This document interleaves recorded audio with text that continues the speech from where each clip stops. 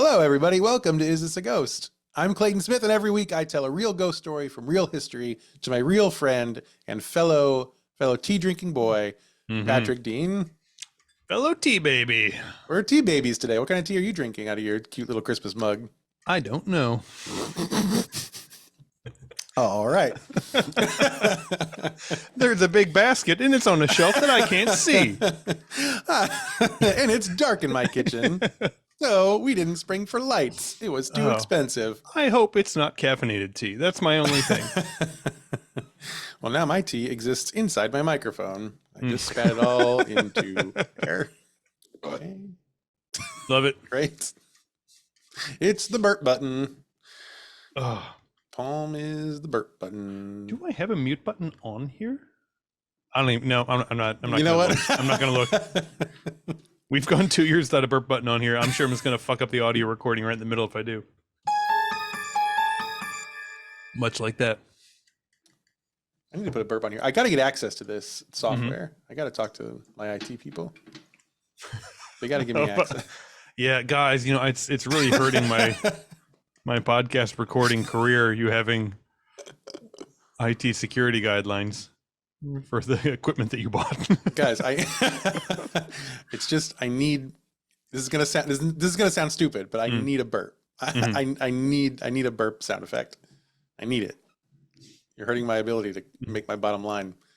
Jeremy can send me 200 sound bites of me and Patrick belching, but I need it on a button. And I need it to actually cycle through all 200 burps when I click the button. Can we do that too? It has to be a 48-second soundbite. You're very Christmassy today. You've got your Christmas colors on, and you've got your Christmas mug. Oh! You are feeling the spirit, my friend. I am, man. It's the holiday season. Oh. Got a hot toddy in there? God, I wish. No, I think I'm gonna stay dry tonight. Are you dry tonight? Yeah, I am. What's today? January. It's 17 days in a row. Be a terrible show. Yep. It's gonna be a terrible show, guys. Well, it's free. What do they want? Everybody's gonna be abusing the plus 30-second button tonight.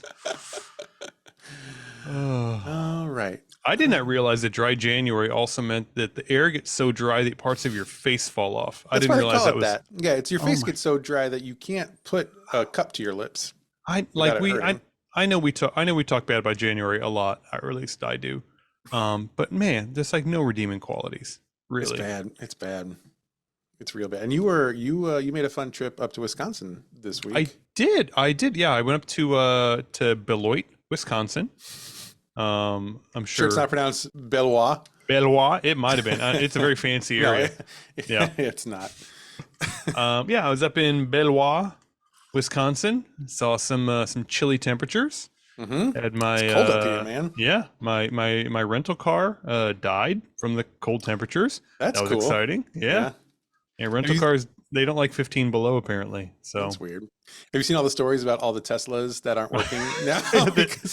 The robot graveyards. And now, there's a big Tesla dealership in Chicago. And so there are just Teslas all over the city now. Like no one can start them. They are everywhere. It's amazing.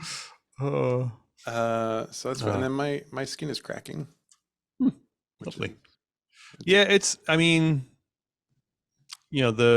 battery cars, they're fantastic in like 99% of situations. But that 1%, that's an important percent sometimes, Yeah. Yes, I think so. Yeah. I think what's the minimum temperature for these guys? They would probably claim they could start at 15 below, but well, I think we're seeing that's not true. Yeah, exactly. So are you Tesla marketing material? Not true? Huh? I'm sorry. You think Elon would lie to us like that? Yeah. I don't think so. That's not fair. It's just so funny because if in their press releases or they don't have press releases anymore, in whatever leaked documents they have, it says something along the lines of, well, we're recommending people park them indoors. Oh, you think the people that have been parking them outside have done that by choice? Yeah. Right. Where I like to park my car is in the middle of the street where it's most likely to get hit. Or stolen or who knows? Yeah. In the winter, I like to put it out there because the snowplows come by and they've got that big blade, and then your chances of getting hit are astronomical. I love to live dangerously. Yeah. So yeah, I thought that was a pretty nice recommendation. I thought that was Yeah. pretty helpful for Makes a lot everybody of sense, involved. actually. Yeah. Hmm. This is the this is coming from the same company and the same man during the first Cybertruck presentation is like, and the windows are completely shatterproof. You could throw a steel ball at them and it won't do anything. Oh no. So you get what you get, I guess. I was really excited to see that a lot of the first Cybertrucks have started to discolor and rust. Already? Yes. It's been 2 weeks. Yeah. Well, so to preserve that like matte stainless steel super industrial finish, they didn't put clear coat on top of, which is like the the final coat they put on top of automobile exteriors so that they don't like get dissolved by rust. Sure. And they were like, no, we don't need that. It's gonna look tough. And yeah, salt just chews right through it like it's nothing. Looks industrial as shit now. It's great. It does. It looks like all the industrial equipment that I service. That's what it looks like. Covered in gore and rusted through. Those things. Sorry, what's a gore? In which case, it could be more specific. You know what? Well, that's a different podcast. What? Those things cost like $150,000. Oh, I know. Yeah. What are you paying for if not Top Gun? Mm-hmm. I mean, if you got 150 grand, they figure you got a garage. They figure you probably don't have much of a reason to drive around anyway. With all that extra money you got. That's true. So I love the videos of the people trying to like tow things with that truck and it just like falls apart. Makes me happy. Makes me happy. Big news from the iTag world. Really? Big news. What You're is gonna be it? shocked to hear this, Patrick, but we have of a all people, merchandise. I probably will be. We have a merchandise store. It's open. Oh, it's You fantastic. can go and you can shop some of the weirdest merchandise that you will have to explain to every single person who sees you in it or with it.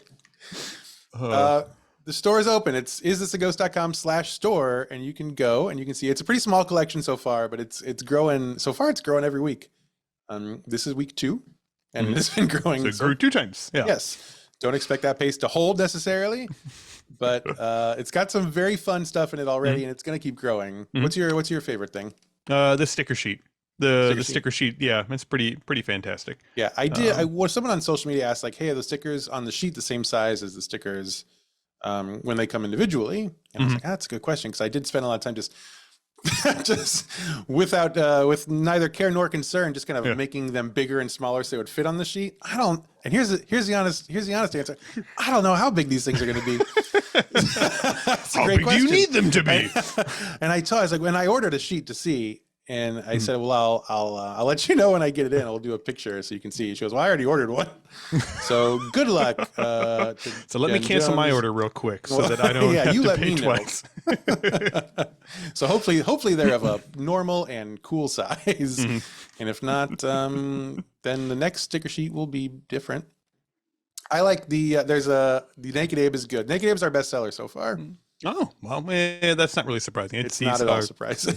People are clamoring for Naked Abe. That's right. My favorite, though, is the new Wally Landscaping and Vivisection shirt from our Colorado episode, our Cheeseman Park episode.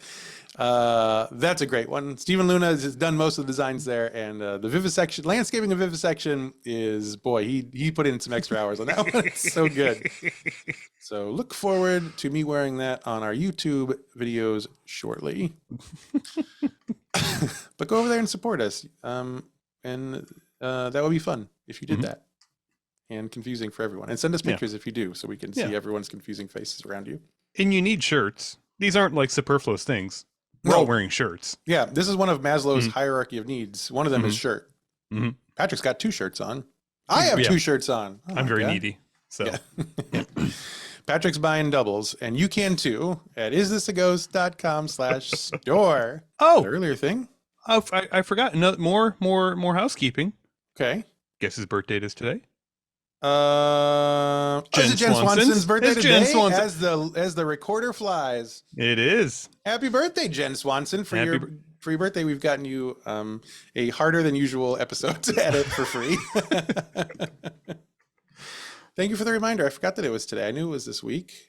Didn't remember that it was today. So you, how do you know it was today? You are so unplugged from everything.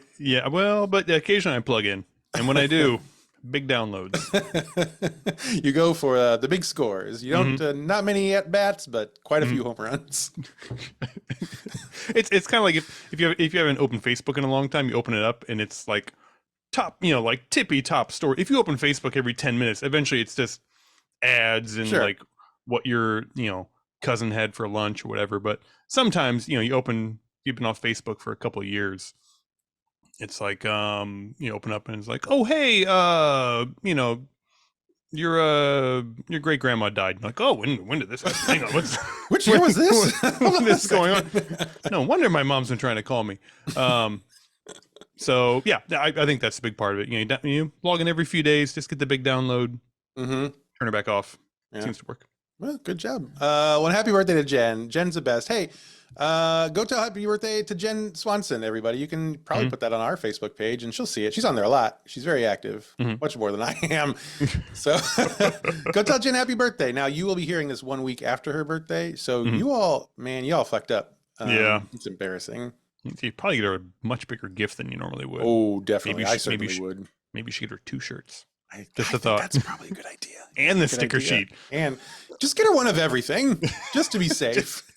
She likes a lot of that stuff. I looked at her birthday list, and it's our store is the only thing on it. And so just get her one of everything, and that'll probably make up for the fact that you did say happy birthday a week late. Unlike us, who are saying it right now in real time. Happy birthday, Jen. Thank you for all you do for this show. Truly, it's unbelievable. And we're very grateful. How old do you think, Jen? Don't do that. Cut all this. Jen, you especially cut all this. Any other housekeeping notes? No, that was like the only one I've ever had. That you had one. Yeah, it's amazing. Yeah, I had to write it down. Well, I'm glad one of us did. All right. Well, I think then we're ready to you're like a ghost story. Would you like to I'm do ready. That? Would you like that? I'm raring for it. You like Yosemite Sam are ready and raring to go. This was suggested by a listener, Anna, whose last name at the time I didn't write down, but also I don't think we should probably say a lot of last names. Probably that might not a bad idea. I don't want to dox everybody. Yeah. Sorry, all the times I just said Jen Swanson many times. There's so many Jen Swansons, though. Trust me. I know 2 of them. Did I tell you I know 2 Jen Swansons. Oh, like quite well. I know this one, and I know another one I used to work with at Ticketmaster, whose name is also Jen Swanson. So yeah. So that theory bears out. That bore out instantly. There's probably like a dozen of them. So so good luck finding. You'll never find ours. Don't worry. But this was suggested by Anna, and this was a long time ago. I mean, this was probably almost a year and a half ago. So she may not be a listener anymore. I would be surprised. And if she isn't, she's gonna feel pretty dumb. Yep, she was here for the Sloss Furnace episode, which means she's probably no longer. Episode 2 or something. It was. So, but it's a good one, and it took a long time though because it's one of those stories that's about a lot of ghosts, which is kind of tough to kind of figure out an angle. But I think I found a good angle on this one finally. All right, it took me a while, but we're gonna go for it. George Washington was born on February 22nd, 1732. Born at the confluence of Pope's Creek and the Potomac River in Virginia. Okay. Is that your baby or my baby crying? That's my baby crying upstairs. Yeah. All right. Thank God. Okay. So George. Okay. So Georgie W. He's our. Yeah. He's the ghost this week. G-Dub is the first line of this story is about George Washington. Okay. All right. I won't jump too far ahead. Yeah. So he was born, and he did a bunch of stuff. Yeah, I saw. Yeah, we don't need to. I don't need to belabor the point. Yeah, you. I have money. I know who he is. It's okay, big spender. Must be nice. Tapping into that merch money. Mm-hmm. I have ones of dollars.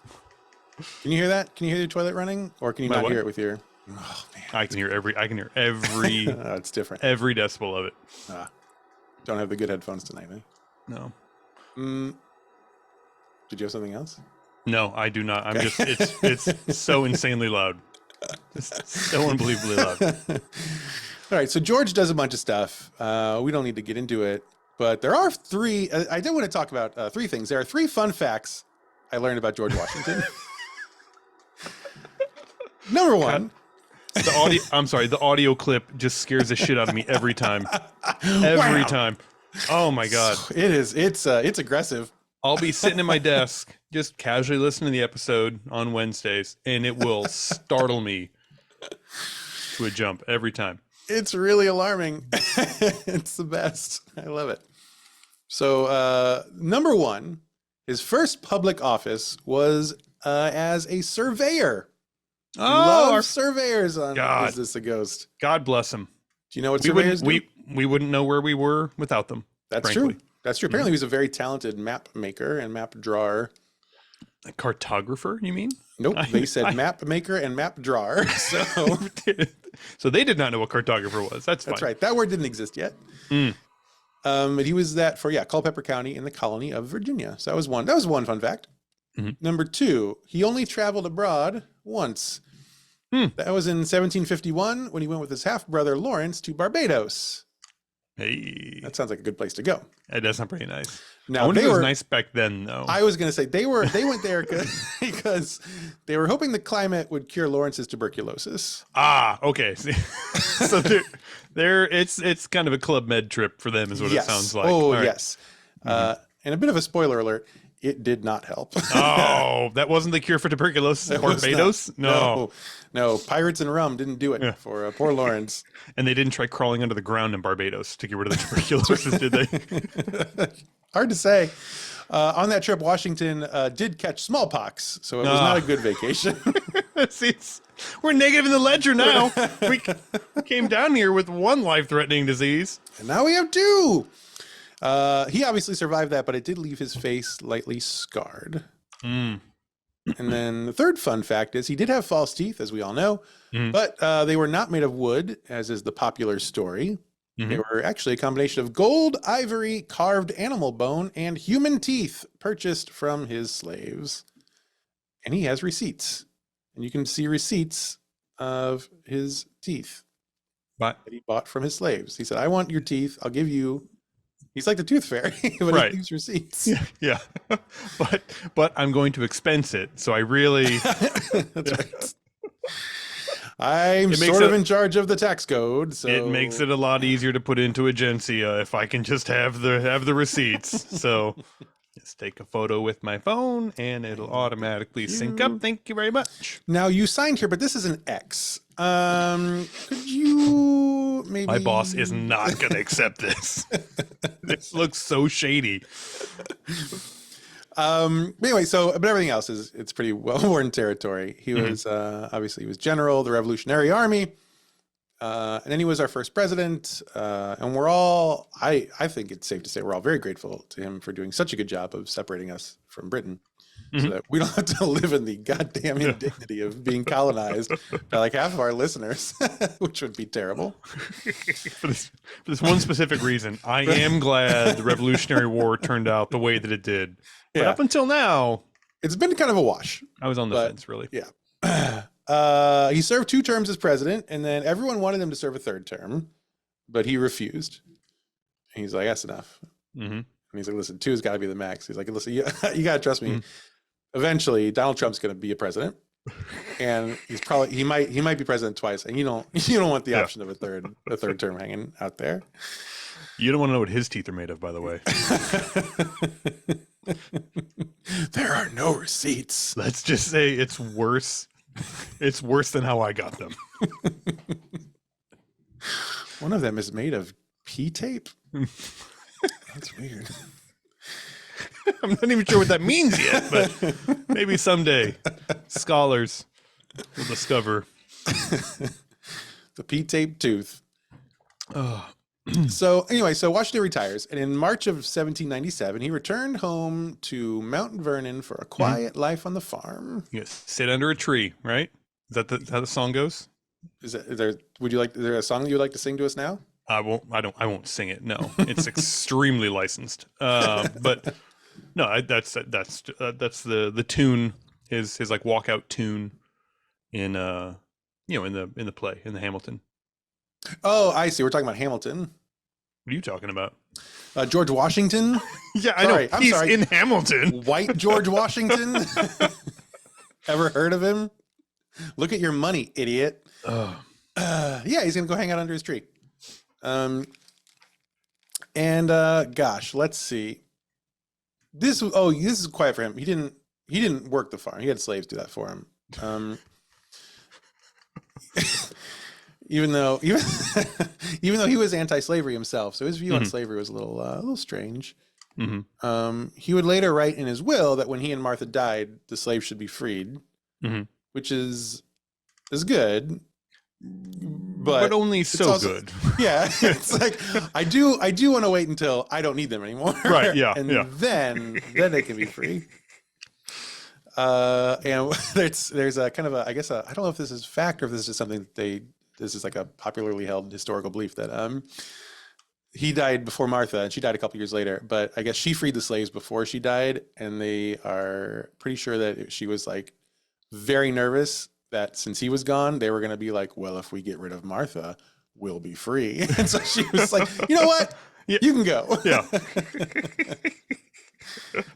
We have enough food in the cellar. I think I'm set, guys. We're good. I'm cool. I'm cool.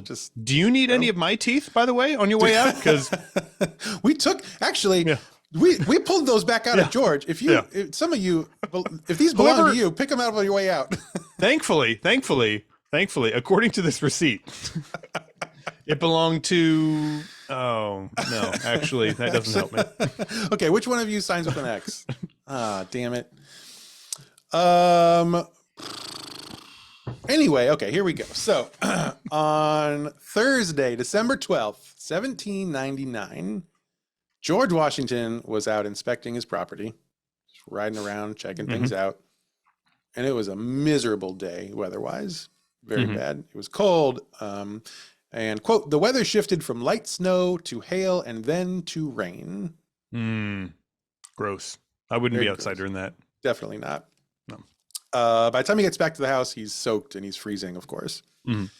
Now, obviously, when you come in from work and you're wet and cold, the first thing you do is you go change. Take a shower. You take the wet stuff off. Yeah, and you dry, and you put new not wet stuff on. Yeah, not the old wet stuff, the new not wet stuff. Not wet stuff. And that is normally what Washington would have done, certainly. However, they were having guests over for dinner that evening. And if there was one thing George hated more than being cold and wet, it was being late. Apparently, he was obsessed with punctuality. Okay. And he's like, I'm not showing up at the dinner table late. I will show up wet and miserable, and everyone will appreciate that. Even though I have dicked around for 6 hours riding around in the rain for no reason, I shan't be late. It sounds, honestly, it sounds kind of like, sounds like dinner guests maybe that George wasn't so excited about, and he was like, "Fine, I'm gonna go fuck around on the horse for 6 hours, and then I'll come in stinking wet." And then you'll see how fun this party's going to be. And they'll be so horrified. Yeah. They will leave early. Yeah. And that is the plan. They stayed for a while, and he's sitting there at the dinner table. He's got like ice in his hair still. His clothes are soaked through. And so like no one is surprised when he wakes up the next morning with a sort of sore throat. The Rona. You know how it is. It'll get you. So Martha was like, well, maybe you should stay in bed today. But George is like, oh, Martha, I'm George Washington. And I assume he leapt straight out of bed onto the back of a horse. And he goes outside to work the property. And work the property on that day meant going out to a portion of the land, quote, to select trees for removal by enslaved workers. So it's a tough job that someone has got to do. Yeah. That one. That one. Not that one. No, sir. And back on the horse. Thank you, gentlemen. Well, he did get in trouble for cutting down that one tree when he was very young, so he never cut down another tree again. So he goes out to work, and as the day goes on, people are starting to notice that his throat is getting worse. His voice is more and more hoarse, Mm-hmm. and it's not sounding good. But so everyone's worried, but he's like, dude, it's a sore throat. Like, I'm fine. Yeah. Right. Like I beat the British. Hello. Nothing I can beat a little cough. Yeah. So that evening, Washington was reading aloud to Martha and to his secretary, Tobias Lear, from the newspaper, which is something he did almost every night. I assume you and Amy sit together near the fire every night and you read to her from Gizmodo or whatever cool thing you like. We read FARC headlines to each other, as most married couples do. Yes. Did you see what Florida man did today? As Amy sits quietly and knits and says, no, dear. No, dear, what did Florida man do today? Oh, he ate another face. Did you not see this? Animal or human, dear? So he's doing that, but his throat is bothering him so much that eventually he just asks Tobias Lear to take over the reading for him, which is unheard of. George reads his own newspaper. Thank you very much. He's George Washington. Everyone's shocked by this. And then Washington eventually goes to bed, but he wakes up at 2 a.m. feeling very sick. His throat is super swollen. He can barely talk. He's obviously very. He's got he's coming down with something very serious. Sure. How old is he at this point? This is 99 here. Let's see, 99. He was born in 32, so 67. So 1767 is he's up there. He's up there. He also has had a pretty challenging life. He's lived a lot. He's been ridden hard. I'm sure he's been stabbed more than once. Yeah, he's. Yeah. So where are we here? Oh, so it's 2 a.m. He's very sick. He wakes up. Martha is like, I'm going to go get some help. I'm going to go to the doctor. Washington tells her, no, Martha, don't go. It's cold outside. If you leave the warmth of the bed, you may catch a cold. And she said, well, that's true. And I don't want to do that. So they both stay in bed. Until morning, when a housemaid named Caroline Branham comes in to light the fire. And so they've just been sitting there with him. He's very sick, but he doesn't want Martha to catch a small cold that she probably will not catch because it's just like walking 10 steps. And so Caroline comes in to light the fire, and that's when Martha's like, Carolyn, will you go get some help, please? George has been indescribably sick for 4 fucking hours, but it was a little chilly and my robe is 4 feet away. So Caroline goes to get Tobias Lear, the secretary. Lear comes in, and by the time he gets there, Washington can barely breathe. Ooh. So it's getting very bad very quickly. Lear calls for the doctor. There are lots of doctors close by, but Washington wants a very specific doctor. He wants James Craik, who's the family doctor. He has been Washington's physician for 40 years. Okay. So this man is very old. Yeah. So this old as fuck doctor lives in Alexandria. It's going to take him a while to get to Mount Vernon because they have to send someone out to get him, and then they got to ride back. They can't text him. There's no ZocDoc. So this is tough. So while they wait, Tobias Lear is in charge. He brings in George Rawlings, who is one of the overseers of the property. And Washington sees Rawlings. He's like, oh boy, thank you for coming. So good to see you, George. Will you please bleed me? Because Washington was a big believer in bloodletting. Sure. Stuff swollen up. Let the blood out. I'm sure it's fine. Let the blood out. Now, Martha thought this was incredibly stupid, and she did say so. She tried to dissuade him from being bloodlet, but he was very convinced. He said, it always worked in the past. It'll work this time, too. Fun fact, the practice of bloodletting comes from the 4 humors theory, which stated that the human body has 4 humors: blood, yellow bile, black bile, and phlegm. That's it. And those are what's inside of you. And those are the 4 things that make you who you are. Inside you are 4 gross wolves. Most of them are types of bile. Yeah. And the idea, and I think Hippocrates was the first one to come up with this. And so we're working on some old medicinal science here. Yeah. Like the oath part, he got right. That part, okay. That was cool. good. Very good. Yeah. And then do no harm to the black bile inside of you, please. Yeah. As a follow-up, the humorous part, they were like, okay. It's tough to nail the second book. You know, the sequel's tough. Yeah. I don't know if you know, that's actually where the term humor me comes from. Is they were like, oh, humors. Yeah, sure. Why not? Not true. I know it's not true. I'm just looking with disdain at the camera. Well. Wait a minute.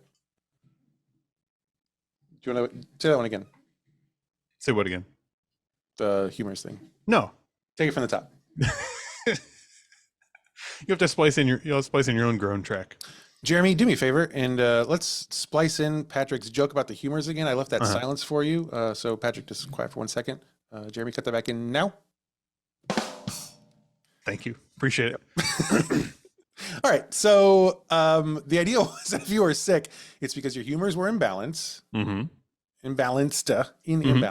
So if you had a fever, they were like, well, you have a fever because blood carries heat, as we all know. Blood is the thing that carries the heat. It's definitely not yellow or black bile or phlegm. Those things do not carry heat. No. Phlegm. That's so stupid. Yeah. Phlegm carries, what would phlegm carry? Germs. Yeah. Germs. It's just general stickiness. You get too much stickiness, it's the phlegm. Yeah. The black bile. What does black bile carry? Black bile carries, boy, I don't even know what a category of things we're talking about here. If blood is heat, black bile is, I guess, darkness of the soul. That's depression. Yeah. Black bile. If you're mopey, it's too much black bile. What does yellow bile carry? Happiness, oddly enough. So it's interesting. Yeah. It's sour. I don't like it.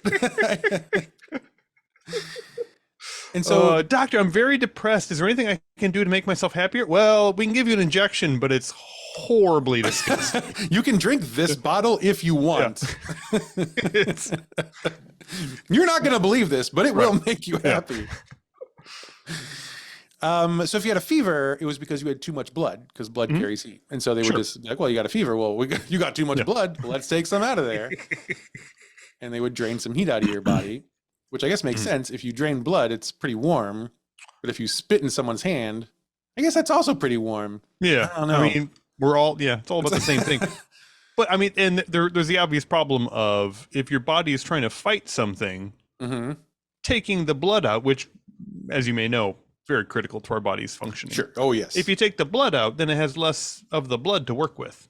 Well, yeah. And white blood cells, quite famously, are those are carried through the bloodstream. They're called blood cells. Yeah. So now I know this, and you know this. George Washington did not know this. I'm always so suspicious about the bloodletting thing, because it just seems like the sort of thing that would have a negative feedback loop at some point. Like they'd be like, you know what? This would be great, because the more blood you lose, you stop feeling things. And so you probably feel great. You probably feel woozy. You probably feel drunk. Yeah. And then until you're dead, you know, and you no longer feel hot because you are now cold from death. The icy grip of death has you, and you are no longer fevered. So I think it makes a lot of sense. So he asked Rollins to bleed him, and Rollins is so nervous about this. And I don't know if he's done it before or not, but he's definitely, I mean, this is fucking George Washington. Yeah. He's the most important person who has ever existed on this continent, certainly at this time, probably still. And he's like, hey, I want you to cut me open and drink my blood. I want you to take some blood out. Not too much blood. Not too much. Definitely enough blood. Yeah. So no. I can feel it. I can feel every ounce. So Rollins makes an incision, and he starts draining blood out of Washington's arm. And he's nervous as hell. And Washington looks at the arm. He looks at the blood coming out of his arm, and he says, quote, "The orifice is not large enough." Oh. So I guess they open it a little bit more and really get it going. Sure. Get a good pump on, you know? Yeah, yeah. But eventually Martha is like, that's enough. That's more than enough blood.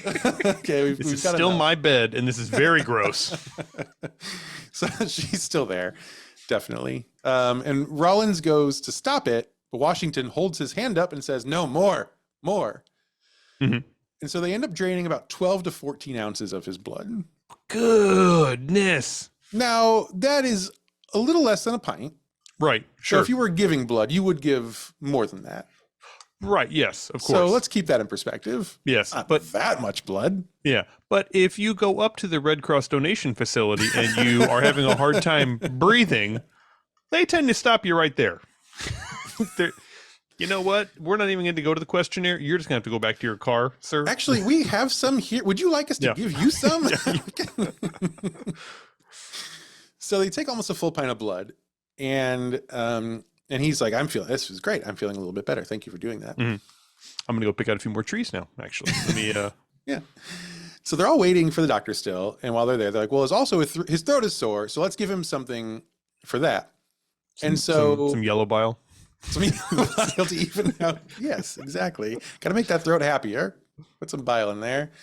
So someone there mixes up they mix up a cup of molasses, butter, and vinegar. Okay. I mean, don't knock it. Yeah, but, yeah. I mean, we do like honey and stuff if you have a sore throat. That makes sense. Yeah. So they give this to George, but it's so thick, George can't swallow it. They get stuck in his throat. He starts to choke. He very nearly suffocates to death. Oh my gosh. Like he almost dies from being given this. So that did not work. So now everyone's freaked out. So like, well, we can't soothe the throat from the inside. Why don't we could do it from the outside. Right. So they dipped a piece of flannel in something called salvia tila. Sounds which delicious. Is it's not. I've had that served in Italy after dinner digestive. Oh man, it's just fantastic. This is a Mexican version of linden sage. So it's probably actually not that bad. It probably tastes pretty. I like sage. I didn't look up linden sage. That might be like a fun name for poison oak or something. But they put this around his neck, but it doesn't help. So Martha's beside herself. She's like, Jesus Christ, we need a fucking doctor. Craig is on his way still, but it's still going to take him a while. So she's like, call another doctor, call someone closer. Mm-hmm. And so they call a second doctor, Dr. Gustavus Brown. But it turns out Brown is also pretty far away. So they're also waiting for him. So they're still just waiting for a doctor. And Dr. Craig finally arrives first around 9 a.m. He goes in and he's quite old. And he goes in and he's like, oh boy, this looks serious. Ooh, and you've tried the bloodletting, right? Okay, so we're at okay. Okay. Did you put any leaves on his neck? Yeah. Okay. So he has a new idea. The sage didn't work. He orders that a blister of cantharides be placed on Washington's throat. This will help for sure. Now, blister of cantharides is also known as Spanish fly. And this is a poultice made from dead blister beetles. Oh, I knew it's. So you go get some beetles. It had to be a poultice. You put them in a bowl. Yeah. You smash them up. Then you put these on the throat. Right. Yeah. And this is medicine. Yeah, and you do this like not as a prank. You do this. Well, I mean, one man's prank is another man's salvation. That's what they say. I think I understand this correctly. I didn't write this down, so do your own research. Be Joe Rogan and do your own research. But I think whatever's in blister beetle, they're called blister beetles because if they bite you or they secrete on you or whatever, you get blisters. Okay. And so they would take a bunch, they would mash them up, put them on your skin, and your skin would develop a big blister. Right. And the idea was the big blister would then draw out some humors. Okay. Not blood. The phlegm, maybe? I guess maybe some bile if it's an infected blister? I guess, but blisters have like the clear juice inside of it. Yeah, I don't know. What humor is that? It's mysterious fifth humor. Yeah. Oh. Is it? It's umami.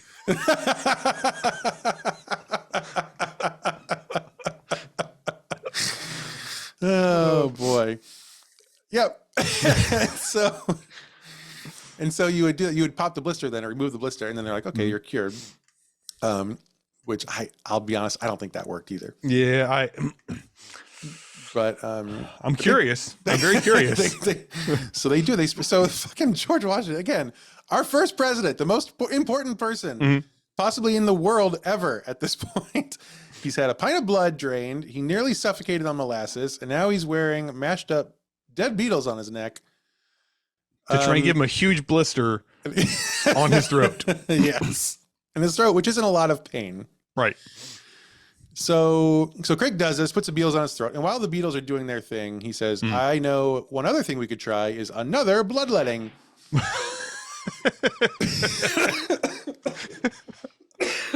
I already brought the big syringe. I see he already has a hole. Let's put a pipe in there. They do another bloodletting, and this time they draw out 18 more ounces of blood. The Red Cross people definitely don't let you do this. They don't like that. even if you kind of shop around to a couple different donation facilities, they will not allow it. So now he's down 2 pints of blood, basically, right, in about 3 hours. So he's getting a little woozy. And Dr. Craik now also tries to get him to gargle with sage tea and vinegar. But he has a hard time doing that. I assume because he's lost 2 pints of blood. And he's covered in beetles. He's covered in beetles. Yeah. George, here, this is to calm you down. Oh, yeah. Thank you. Absolutely. So he chokes on this too, and again, almost suffocates to death. So they're like, okay, we should stop putting stuff in his throat. It's not working. The throat is a lost cause. He will have to figure out a different way to breathe.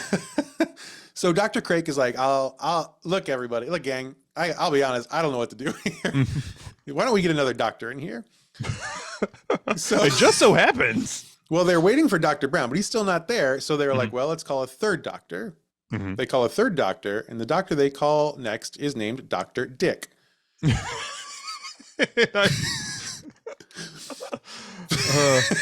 I'm also a fan of bloodletting, but I don't like how these gentlemen do it. Now, it's going to take Dr. Dick a few hours to get going. Usually does.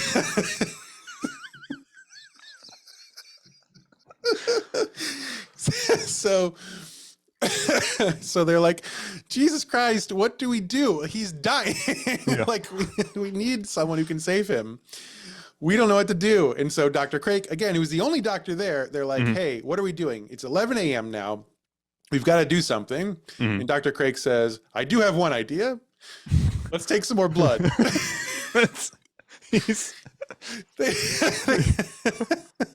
Parts of him are starting to flatten up, but I think we can get the whole body flattened out if we do it one more time. They take about another 18 ounces. Oh my goodness. He is lost so much blood at this point. He is like the end of the Macy's Day Parade where all the balloons are just lying flat on the pavement. There's a ghost in your basement, Patrick. Oh my gosh. We'll have to sign a release. Putting a face on a t-shirt, and we are cashing in. So now he's lost over 3 pints of blood, and for some reason he's not getting better. And so they still are kind of strapped for ideas. But at 12 noon, Dr. Craik says, maybe we should try an enema. Let's try an enema. You know what? I know it'll work. How about an enema? We've tried putting things in the other end. Let's put something in this end, see if it takes. Oh, this is all black bile down here. Oh, I think this is totally what was wrong. So they do the enema, quote, which produced an evacuation, but caused no alteration in his complaint.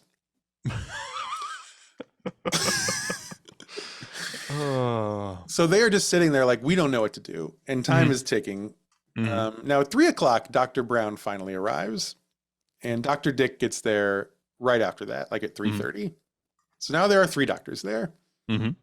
And they're all standing around Washington. They're all looking at him. And they're like, boy, I don't know what to do. Yeah. No one knows how to fix this sore throat.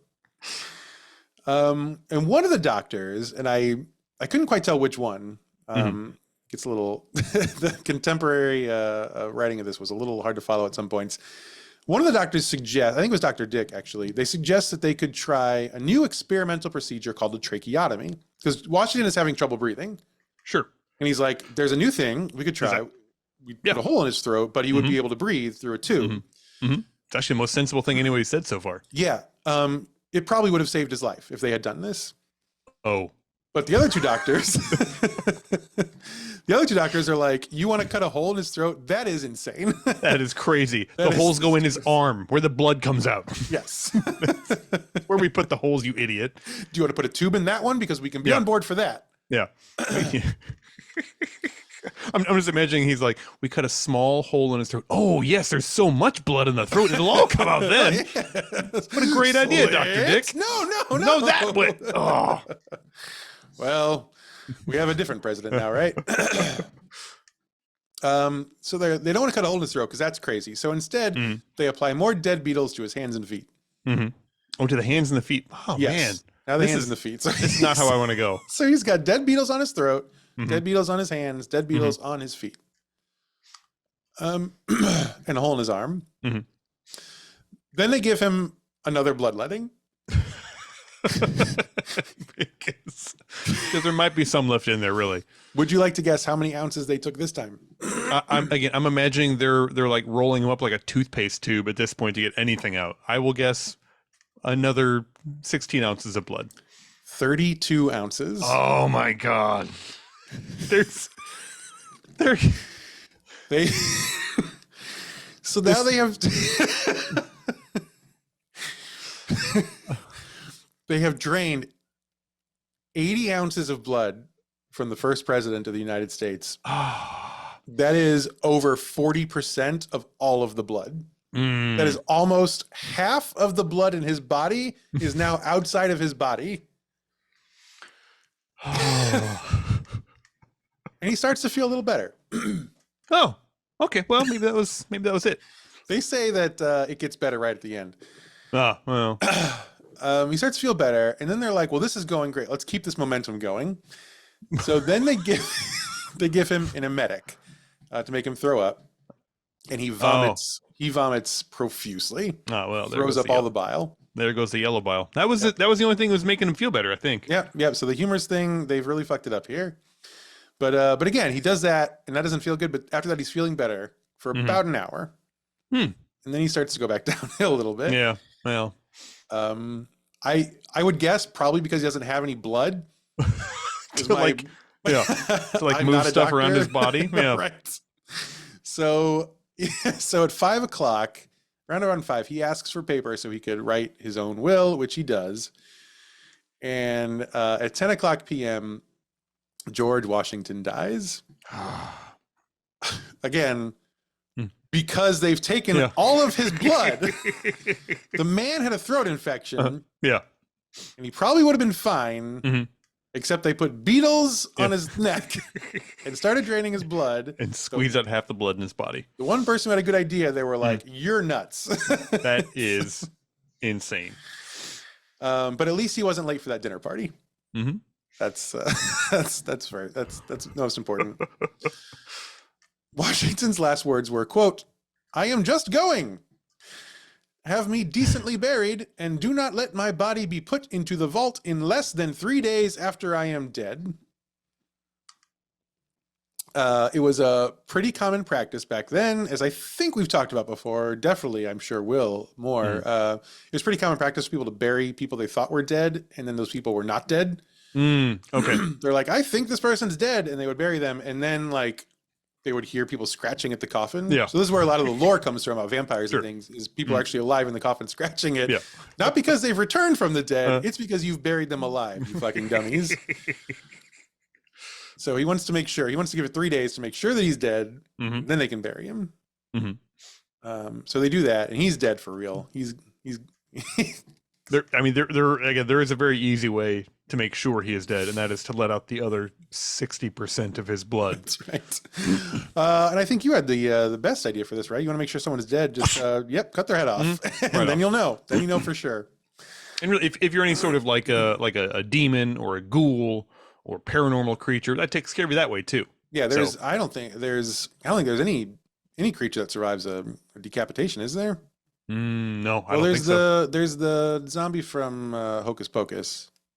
Oh, true. Okay. And then there's that girl from the ghost story with the green ribbon around the neck. But I think that's it. Yeah, I wouldn't add George Washington in that list. I don't think so. Yeah, I think he'd be I safe. don't think so. Yeah.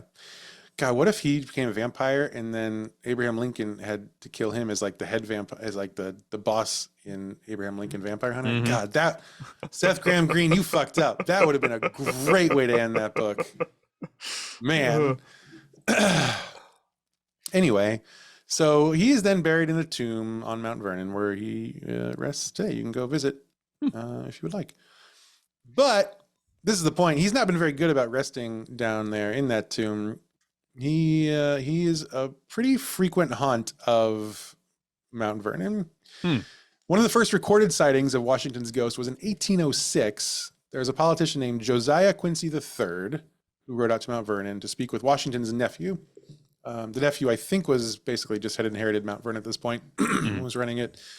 So Quincy rides out to speak with him, and his name is Bushrod Washington. It's a name we should bring back for sure. Oh, absolutely. Bushrod. Bushrod. So Bushrod invites Quincy to stay the night and puts him up in Washington's old bedroom. The next morning, That's a place of honor. Sure. Absolutely. First president of the United States lost 80 ounces of blood in this room. Most of it looks like it's still here. It's pretty wild. Quincy was apparently a very kind of stern, serious person. But the next morning, Bushrod asks him if he had slept well, and Quincy said he did not. And Bushrod asked him why. Quincy said, because I saw George Washington. Many people have seen or felt Washington's ghost in the Washington bedroom. That's where all his business is still there in the form of blood. His spirit is also said to set off alarms all over the property. So as you can imagine, there's alarms everywhere. Sure. It's, fucking Mount Vernon. Every once in a while, the alarm in the stables will go off as if someone had gone inside, but there's no one there, but the alarms will go off. Then the alarms in the back of the stable will go off as if someone has left the stable. Oh. And then in the amount of time it takes for someone to, say, walk from the barn to the house and go up to Washington's bedroom, the alarms in the house and then Washington's bedroom will all go off. Oh. In that order. That happens with some regularity. And of course, no actual person is there. What else? One employee had this experience at Washington's tomb. This is just the first time, this is a quote that she wrote. The first time I experienced this ghost was Easter morning, 2006, when I was scheduled to open Washington's tomb. It was early and very quiet, and there was no one around. The guests had not made their way from the mansion. I stood in front of the open door, and I saw an ectoplasm in the far right corner of the tomb. When I moved, the ectoplasm moved. I watched as it became a blur in my vision, and it continued to move around. I took a photo that showed a streak of light through the blur. The second photo showed the blur. As soon as voices of the guests coming down the hill could be heard, the ectoplasm disappeared. This has happened on 3 different occasions. Oh, interesting. Yeah. Also in 2006, a supervisor from the History Interpretation Department, which is... it feels like a story in itself, went up to the Yellow Room in Mount Vernon to lock it up for the night when she felt someone's hands on her shoulder blades pushing her out of the room. She turned to look, there's no one there, and this happened several more times, every time she was alone there in the room. Washington apparently used to walk around with the property keys clanging on his belt, and every once in a while you can hear those keys clanging today. It's very common to hear that when the house is empty. And there are many more ghosts. So this was suggested as the ghosts of Mount Vernon, which again, there's so many. We're not going to hit them all, but Tobias Lear, the secretary, is also there wandering around. He's been seen on the premises, as well as Colonel Harrison Howell Dodge. He was Mount Vernon's director for about 50 years. He showed up one day when a tour group was being particularly noisy. One of the women who worked there, walked into a room where she saw this old grumpy man standing there, and he shouted, quote, "What the hell is going on here?" The woman he yelled at later saw his portrait hanging on the wall and was like, "Oh, that was a ghost." But none of the doctors haunt it. Oh no, the doctors, no. They finished all their business. Very satisfied. They could have taken almost no more blood from him, so I don't see why they would be there. The ghosts of several slaves are said to haunt the grounds. They appear most often near the memorial for the enslaved that is on the property. It's also common to hear disembodied singing coming from that area. One night, 2 security guards were driving on the property when they saw a young girl walking on the road ahead of them a few hundred feet.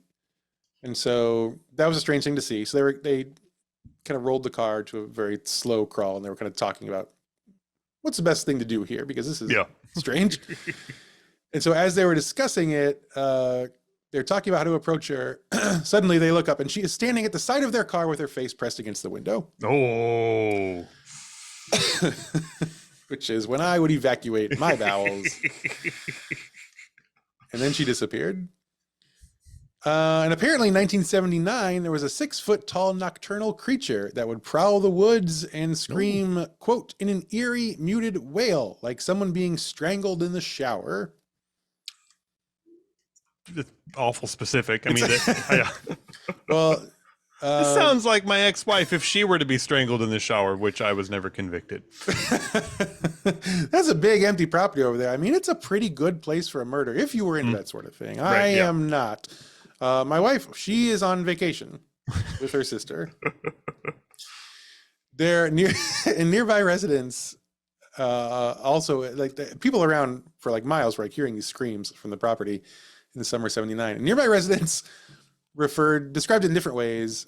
Here are some of the ways they described the screams: a wild boar, really loud frogs, some guy blowing in a wine bottle, a hoot owl, a broken microphone on a CB outfit, a parrot, a mouse with an amplifier. What? None of these are threatening. These are like these are very annoying. Yes. None of these are. I'm not done. I got a few more. Okay. A strangled dog. A strangled dog. Yeah, not a strangler dog. Right. But woof, woof, turn around. Yeah. No. But if like a dog that's strangled. Yeah, someone's got to be doing the strangling. Oh, that's kind of scary, right? Oh, okay. Being, okay. Yeah. Okay. The ghost of George Washington. It's a no-brainer. Did he make those kinds of noises too? My throat hurts so bad. Stop taking all my blood. Molasses. So yeah, I think so. And finally, the ghost of George Washington's pigs. I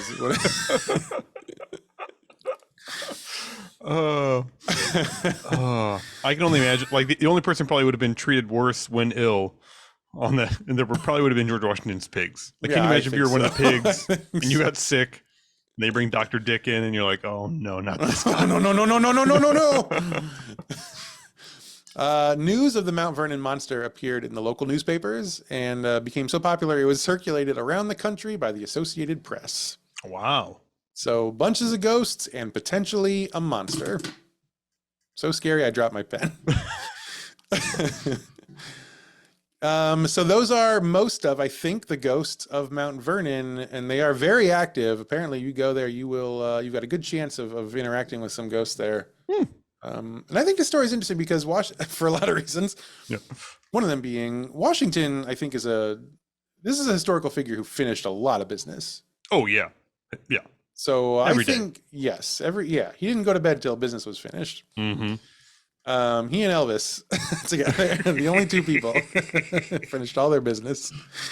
I guess Elvis got caught mid-business though, didn't he? Well, yeah, but like you don't want to come back as a ghost doing that. Can you imagine? Embarrassing.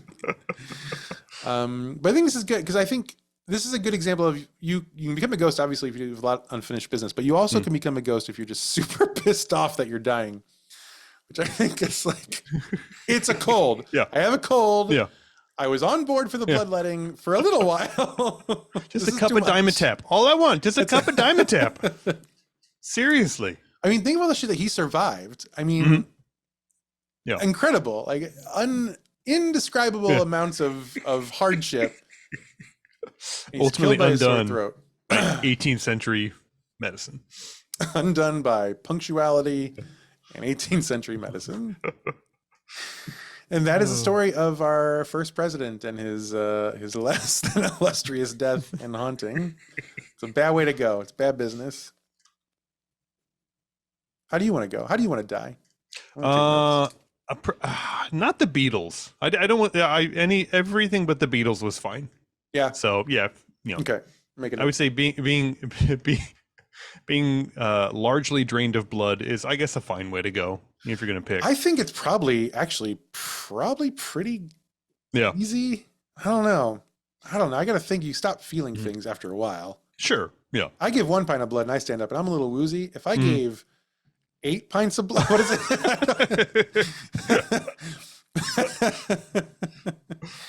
I think I'd be okay. I will make a note for Amy though. No Beatles. Mm-hmm. Absolutely not. Sounds disgusting. Yes, it's real gross. Well, that's our show for today. If you had as much fun as we did, then you should tell everybody that you know and spread the word, spread the good word of the Is This a Ghost, because we got a lot of merch to sell. We do this every week, if you can believe it. Is This a Ghost is a production of Smith Show Media. All the notes are taken by me, Clayton Smith. All the funny jokes are from Patrick Dean. Our video editor is Jennifer Swanson. Our audio editor is Jeremy Montoya. And I bet next week we'll be back with another pretty good story about someone dying. I guess that's kind of our thing. See you then, everybody.